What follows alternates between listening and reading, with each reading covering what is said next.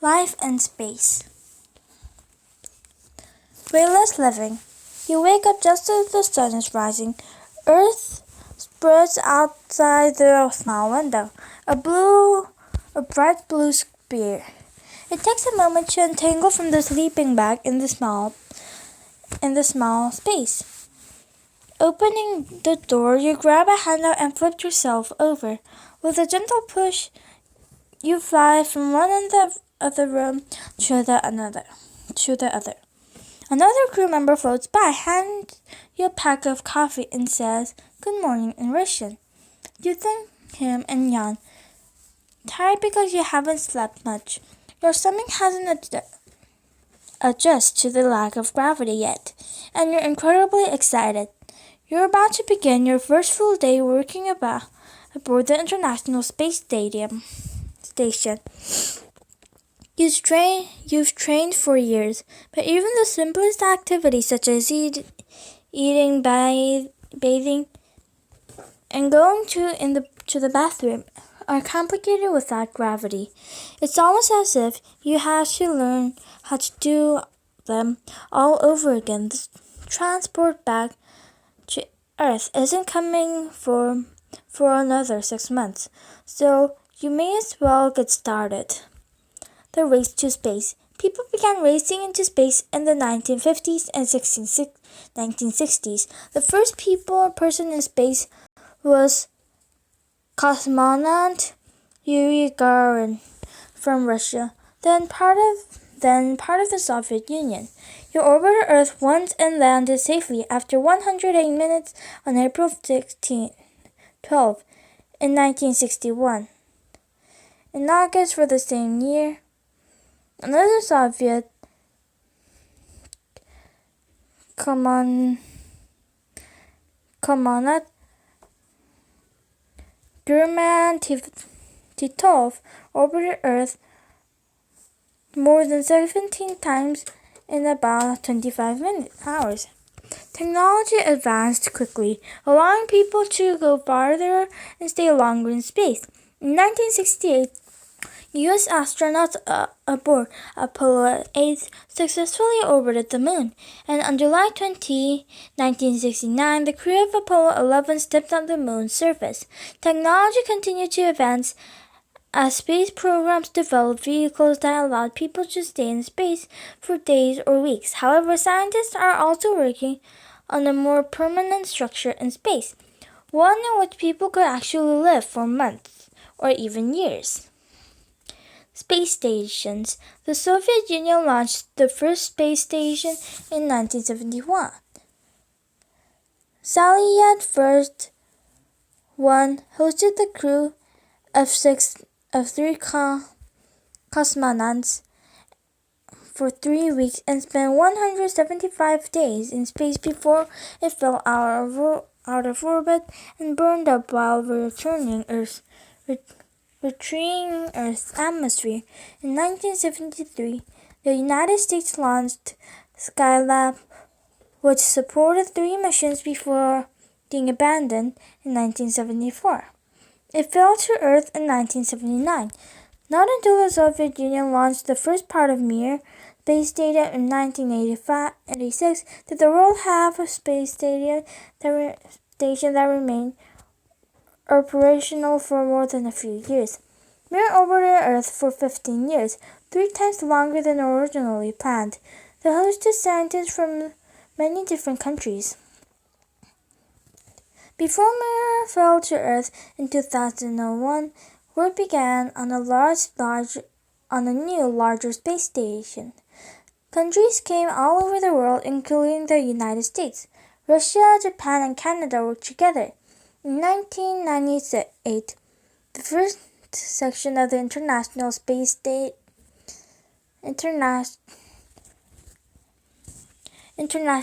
Stadium ISS was launched into orbit. More sections have been added over the years, and more planned for the future. As of 2012, the ISS measured 357 feet long and weighed almost 1 million pounds, the largest human-made object in space. It can even be seen in the night sky without using a telescope. The ISS has been continuously occupied since November 2000. Over the years, more than 240 people from 19 countries have visited the station, which has more living space than the average 5-bedroom house. The amount of time an astronaut spends on the ISS varies, with many staying up for about 3 to 6 months. That's up to 6 months of living and working without gravity in an enclosed space with 3 or 6 other people. The crew members might be from different countries and speak different languages, but they all have to work together as a team. This can be extremely stressful for the astronauts' minds and bodies. In an astronaut's life, astronauts attend school for many years, often earning the highest degree in their field. Before they begin training, the physical training involves simulating weightlessness while flying in an airplane. They also spend up to 7 hours in a spacesuit, working underwater in a massive 6.2 million gallon pool on life-size models of space vehicles. Once on the ISS, however, astronauts still must adjust to a completely weightless way of life. Sleeping. Without gravity, astronauts can jump into bed and curl up under their pile of blankets. Instead, the ISS has 6 small sleep pods that each contain a sleeping bag with armholes. Each bag is securely tied to the wall to keep the astronaut from floating away while snoozing. The lack of gravity often causes astronauts to experience dreams of falling. Because of the space station's orbit, astronauts on board see 16 sunrises and sunsets every day. Since people are used to sleeping at night and being awake during the day, this causes serious sleep problems. The space station has a shade-down period during which it is dark and quiet to allow the astronauts to get the sleep they need. Eating. Early astronauts ate gills, paste, and freeze-dried food that, while it contained the nutrition they needed, didn't taste very good. Today, astronauts eat many of the foods most people enjoy, such as chicken, fruits, peanut butter, and brownies. The ISS has no refrigerator, so all food must be packed in such a way that it won't spoil. But the station does have an oven. Some foods, such as peanut butter, can be eaten as it. Other foods, such as spaghetti, must have water added. Salt and pepper come in liquid form because otherwise the particles would float away and damage the delicate space station equipment. Once the food is prepared, however, astronauts will have to get used to swallowing, which astronaut parasailors equated to eating while lying on one side. Using the toilet.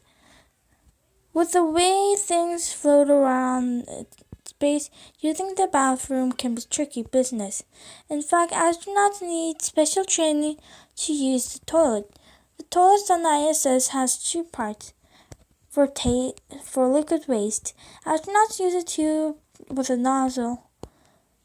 For solid waste, astronauts must use foot straps and handles to stay in place as they position themselves over a 4-inch opening. The average toilet on Earth has 12 to 16-inch opening. The toilet uses light suction to transport the waste from the opening tube to where it is stored in another part of the station. Bathing and teeth cleaning. Astronauts use water, a special soap on their clothes, to wash their bodies. They wash their hair with shampoo that uses no water, and to clean their teeth they use toothpaste that can be swallowed when they're finished. Previous space stations, including Skylab, had an actual shower. Astronauts stepped in an enclosed space with a tube that the water. They wash their soap in a cloth, and then used another tube to soak away the dirty water. Free time. Astronauts on ISS have very little free time, but they do ways to entertain themselves. They might play cards, read, or write among their other things. Keeping in touch with loved ones is also important, and astronauts are available to call and use video chat. Sometimes astronauts have live video chats in which they answer questions from students all over the world or give tours of the station. When they have nothing else to do, however, many simply look out the windows or take photos. Who can blame them? The view is pretty amazing. Exercising. Exercise is incredibly important for astronauts.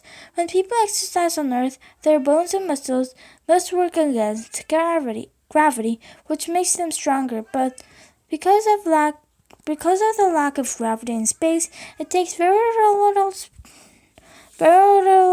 little strength or effort to move things that can be extremely heavy on Earth. Because of this ease, astronauts' bones and muscles weaken over time. To slow the decline, astronauts must work out at least 2 hours every day. The special equipment in the ISS gym includes treadmill that uses straps to pull down on the astronauts as they run. Other exercise equipment in the gym uses resistance to help the astronauts stay strong. Even with such as gurgling daily workout, most astronauts lose 20 to 30% of their muscle mass during their 6-month stay. Back to Earth. When astronauts return to Earth from the ISS, the work isn't over. Recovering from the extended period in space takes a long time. For a 6-month stay on the ISS, astronauts have about 6 weeks of rehabilitation to regain lost muscle. It can take a whole year for an astronaut's bone to fully recover. Despite all the hard work and inconvenience astronauts must endure, as they know the time spent living and working in space is worth it. During their time in space and rehabilitation afterwards, scientists monitor the astronauts' physical and mental health. The information they gather has already helped astronauts live healthier and happier lives. As we look farther into space to places that may take months, years, or even decades to reach, this visual information might mean the success or failure of future space exploration.